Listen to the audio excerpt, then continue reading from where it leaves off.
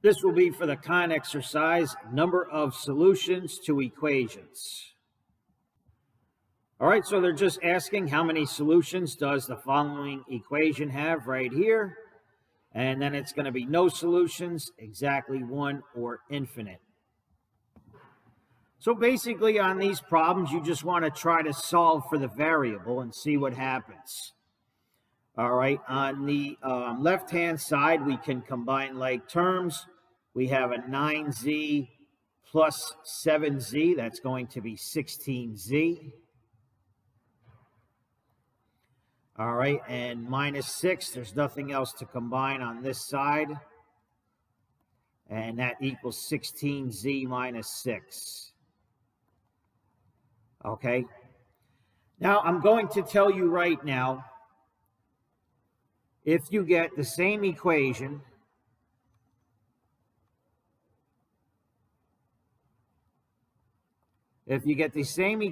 on both sides,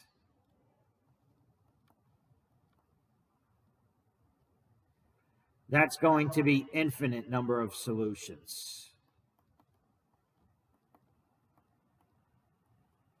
All right, so just so you know, if you get the same equation on both sides, it's going to be infinite. I'm going to continue just to prove it to you. Okay, if I add 6 to both sides, I'm allowed to do that because I'm doing the same thing to both sides. Those cancel. And if I subtract 16z from both sides,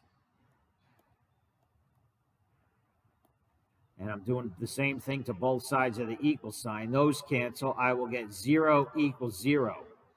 And 0 equals 0 is always true. All right, so no matter what I plug in for z, this is going to be equal because I have the same equation on both sides. So if you get something equals something and they're exactly the same, the number of solutions is infinite. So that's answer C. All right, once again, how many solutions?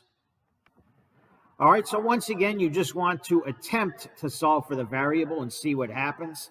On the left, we can combine like terms. Negative 2z and a positive 7z is going to be 5z.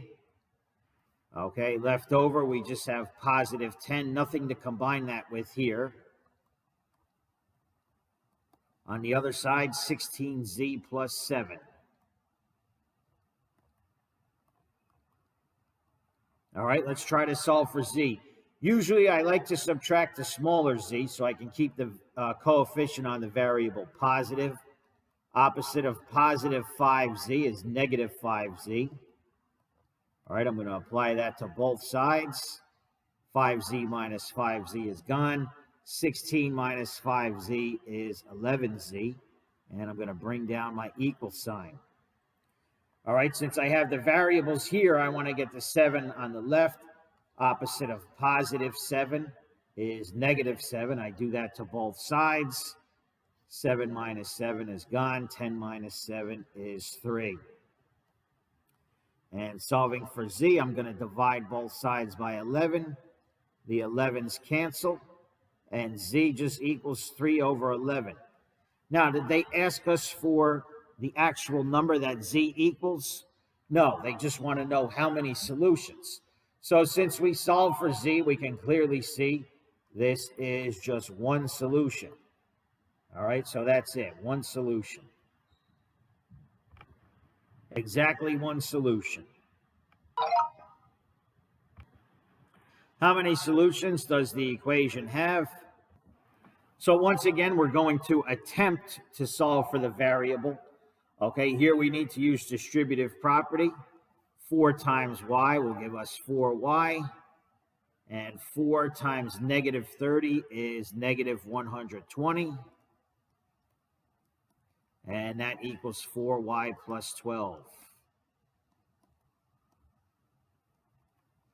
All right. And I can see already what's going to happen. If we try to solve for y, we can subtract 4y from both sides.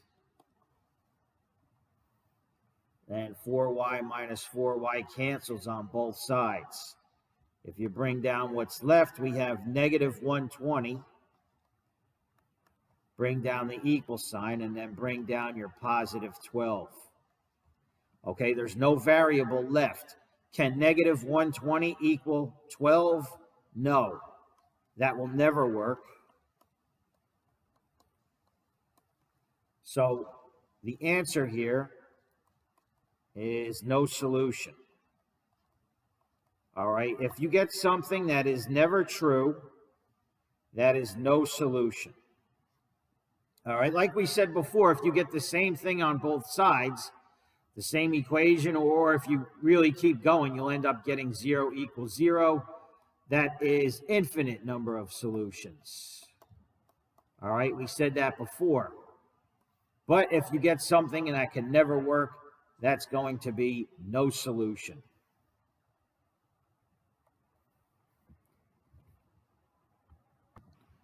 No solutions. All right, so that's it. I think the answer choices are the same for all the problems in this section.